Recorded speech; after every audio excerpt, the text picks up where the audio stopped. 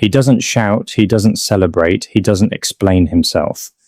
Carlo Ancelotti just sits there, arms folded, eyes calm, while everyone else in football loses their mind around him. That's the tactic. That's always been the tactic. Let's talk about the man who has won more than anyone else, who has ever coached a football team, 5 Champions Leagues, a record nobody else in the history of the sport holds. Not Guardiola, not Klopp, not Mourinho, Ancelotti, alone at the top. He is the only manager in history to win the league title in every single one of Europe's big 5 leagues. England, Italy, Spain, France, Germany, different countries, different languages, different football cultures, didn't matter. He walked in and he won anyway. That's not talent. That's a system. And the system is simple. Ancelotti doesn't build a team around a philosophy. He builds a philosophy around the team he's given. Most managers force their players to fit an idea. Ancelotti looks at what he has and builds the idea around them. Zero ego, maximum results. In 2024, he lifted the Champions League with Real Madrid. Number 5, most managers spend their entire career chasing one. He walked away from the biggest club job on the planet, after winning it, to do something almost nobody wanted to do. He took the Brazil job. Think about that for 1 second. Carlo Ancelotti had already won everything, every league, every cup. 5 European Cups. He didn't need Brazil. Brazil needed him. And he walked in anyway, calm as ever, into the pressure of an entire football nation that hadn't won a World Cup in over 2 decades. First foreign manager to lead the Seleção in the modern era. An entire country skeptical, an entire country waiting to see if the old man from Italy actually understood Brazilian football. He didn't try to prove anything to anybody. He moved to Rio. He brought Neymar back into the fold. He didn't lecture the press. He didn't perform passion for the cameras. He just worked.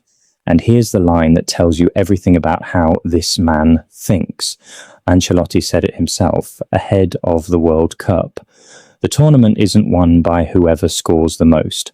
It's won by whoever concedes the least. Read that again. While every other coach on the planet is obsessed with highlight reel attacking football, Ancelotti is quietly building a wall. Defense first. Chaos never, control always. At the World Cup, Brazil experimented early, tried a midfield built around just 2 names, Bruno Guimaraes and Casemiro. It left a gap. Brazil lost control of the midfield in their opener against Morocco. Most managers panic after that. Ancelotti didn't flinch. He adjusted, settled into his real system, the 4-2-3-1, his signature shape, corrected the gap, and Brazil topped their group, beating Scotland 3-0 to prove the fix worked. Then came the round of 32 against Japan. Brazil went behind. Old-fashioned counter-attack caught Casemiro without the legs to recover. Most teams panic when they concede first in a knockout match at a World Cup. Ancelotti didn't panic. He adjusted again, mid-match, in real time. Casemiro and Gabriel Martinelli scored. Brazil won 2-1, advanced. That's the tactic nobody talks about, not a formation, not a press trigger. The tactic is composure. The tactic is a man who has seen every possible disaster football can produce and has never once needed to raise his voice to fix it. His own players say it best. Eder Militao, who played under him at Real Madrid and now plays under him for Brazil, called him a wise guy, said he watches, listens, adjusts. Doesn't need to control every conversation to be in control of the room. That's the whole blueprint.